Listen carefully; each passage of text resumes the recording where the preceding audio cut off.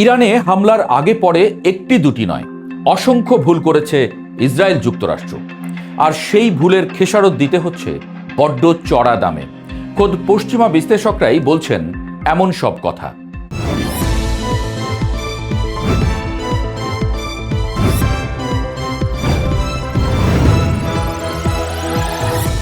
মধ্যপ্রাচ্যের ভূরাজনীতিতে ইসরায়েলি গোয়েন্দা সংস্থাগুলোর যে অজেয় ভাবমূর্তি ছিল তা যেন এখন এক বিশাল প্রশ্নবোধকের সামনে দাঁড়িয়ে।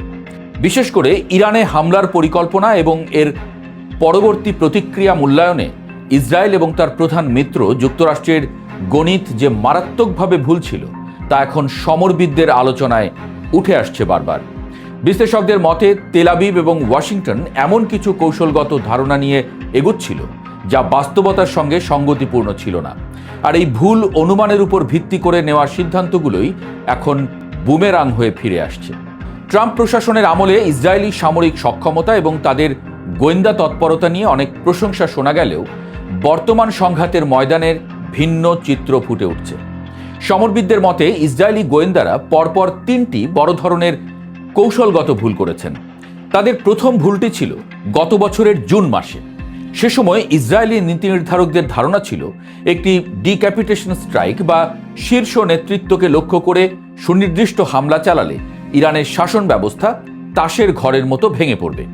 তারা বিশ্বাস করেছিল কাঠামোর উপর থেকে নেতৃত্ব সরিয়ে দিলেই পুরো রাষ্ট্র ব্যবস্থা ধসে যাবে।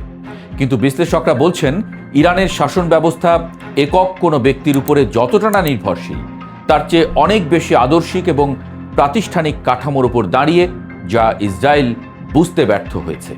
ইসরায়েলি গোয়েন্দাদের দ্বিতীয় বড় ভুলটি ধরা পড়ে চলতি বছরের জানুয়ারিতে।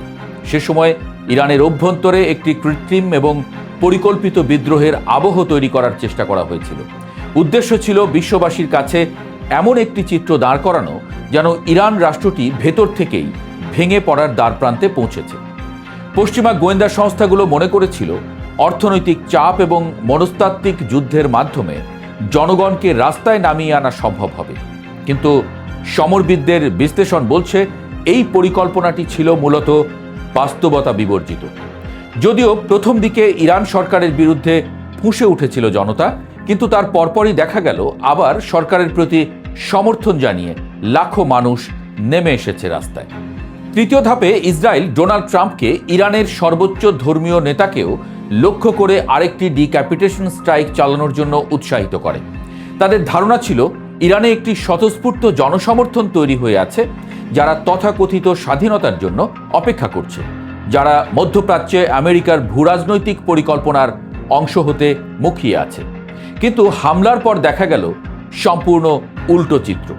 বিশ্লেষকরা বলছেন লাখ লাখ মানুষ প্রতিশোধের দাবি নিয়ে রাস্তায় নেমে আসায় ইসরায়েল এবং যুক্তরাষ্ট্রের পুরো অঙ্কটাই ওলট পালট হয়ে গেছে। জনগণের এই স্বতঃস্ফূর্ত অংশগ্রহণ প্রমাণ করেছে যে বিদেশি হস্তক্ষেপের মুখে ইরানিরা তাদের অভ্যন্তরীণ মতভেদ ভুলে একতাবদ্ধ হতে পারে। প্রতিরক্ষা বিশ্লেষকদের মতে এই সংঘাতের ফলে পুরো অঞ্চল জুড়ে এখন মার্কিন দূতাবাস এবং সামরিক ঘাঁটিগুলোতে হামলার তীব্র উত্তেজনা ছড়িয়ে পড়েছে। প্রেসিডেন্ট ট্রাম্প এখন এক অত্যন্ত জটিল এবং সংবেদনশীল পরিস্থিতির মুখোমুখি। বিশেষ করে পারস্য উপসাগরীয় দেশগুলোর প্রতিরক্ষা সক্ষমতা নিয়ে নতুন করে দুশ্চিন্তা দেখা দিয়েছে। সামরিক বিশ্লেষকরা লক্ষ্য করেছেন উপসাগরীয় মিত্র দেশগুলোর প্রতিরক্ষা মিসাইল এবং ইন্টারসেপ্টরের মজুদ দ্রুত ফুরিয়ে যেতে শুরু করেছে। এই ঘাটতি মিত্রদের জন্য বড় ধরনের নিরাপত্তা ঝুঁকি তৈরি করছে, যা যুদ্ধের দীর্ঘসূত্রতাকে আমেরিকার জন্য প্রতিকূল করে তুলেছে। ইসরায়েলের প্রতিরক্ষা ব্যবস্থার সীমাবদ্ধতা নিয়েও এখন মুখ খুলছেন বিশেষজ্ঞরা। যদিও ইসরায়েল তাদের কতগুলি প্রতিরক্ষা মিসাইল ব্যবহার করেছে তা অত্যন্ত গোপনীয় তথ্য হিসেবে রাখে, কিন্তু বিভিন্ন ভিডিও ফুটেজ বিশ্লেষণ করে সমরবিদরা বলছেন আকাশ থেকে ধেয়ে আসা প্রতিটি ইরানি মিসাইল ঠেকাতে ইসরায়েলকে 8টি, 10টি, এমনকি কখনো কখনো 12টি পর্যন্ত ইন্টারসেপ্টর বা প্রতিরোধী মিসাইল ব্যবহার করতে হচ্ছে। সাবেক ব্রিটিশ কূটনীতিক এবং গোয়েন্দা কর্মকর্তা অ্যালিস্টার ক্রুকের মতে ইরানের মিসাইলগুলি এখন পরিবর্তনশীল গতিপথ ব্যবহার করছে, অর্থাৎ এগুলো মাঝপথে দিক বদলাতে সক্ষম। এর ফলে ইসরায়েলের অত্যাধুনিক প্রতিরক্ষা ব্যবস্থাও এগুলো শনাক্ত এবং ধ্বংস করতে হিমশিম খাচ্ছে। এর সোজা অর্থ হলো ইসরায়েল তার প্রতিরক্ষা মিসাইলের মজুদ অত্যন্ত দ্রুত গতিতে ব্যয় করে ফেলছে, যা দীর্ঘমেয়াদী যুদ্ধের জন্য মোটেও সুখকর নয়। কেবল মিসাইল নয়, টমাহক মিসাইলের ক্ষেত্রেও একই ধরনের সংকটের আভাস পাওয়া যাচ্ছে। সমর বিশেষজ্ঞদের অনুমান ছিল যুদ্ধ শুরুর আগে মার্কিন ডেস্ট্রয়ারগুলিতে প্রায় 500 থেকে 600 টমাহক মিসাইল মজুদ থাকতে পারে, কিন্তু ইরানে চলমান হামলায় ইতোমধ্যে সেই মজুদের বড় একটি অংশ ব্যবহার হয়ে গেছে, কারণ ইরানে যেসব লক্ষ্যবস্তুতে আঘাত হানা হচ্ছে তার বেশিরভাগই করা হচ্ছে টমাহক দিয়ে। যদি হামলার গতি এমন থাকে, তবে আমেরিকার নিজস্ব সামরিক সক্ষমতা এবং বিশ্বজুড়ে তাদের রণকৌশলগত ভারসাম্য ঝুঁকির মুখে পড়তে পারে, এমনটাই মত বিশ্লেষকদের। এই যুদ্ধের আরেকটি রহস্যময় দিক হল বোমাবর্ষণ শব্দটির ব্যবহার। সাধারণ মানুষের ধারণা হতে পারে যে ইসরায়েল বা আমেরিকান যুদ্ধ বিমান ইরানের আকাশে উড়ে গিয়ে বোমা ফেলছে, কিন্তু অ্যালিস্টার ক্রুকের মতো বিশেষজ্ঞরা বলছেন এখন পর্যন্ত আমেরিকান বা ইসরায়েলি কোনো বিমান ইরানের আকাশ সীমায় প্রবেশ করেছে এমন কোনো সুনির্দিষ্ট প্রমাণ নেই। মূলত ইরানের আকাশ প্রতিরক্ষা ব্যবস্থার সক্ষমতাকে ভয় পেয়েই হয়তো তারা সরাসরি বিমানের বদলে দূরপাল্লার মিসাইলের উপর নির্ভর করছে। সমরবিদদের মতে ইরানের আকাশসীমা এখনও দুর্ভেদ্য রয়ে গেছে, যা মার্কিন এবং ইসরায়েলি পরিকল্পনাকারীদের জন্য বড় এক উদ্বেগের কারণ।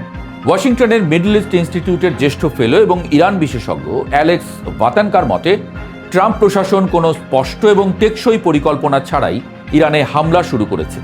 তিনি মনে করেন শুধু সামরিক অভিযানের মাধ্যমে শাসন ব্যবস্থা পরিবর্তন করা সম্ভব নয়, এর জন্য প্রয়োজন একটি সুনির্দিষ্ট রাজনৈতিক প্রকল্প।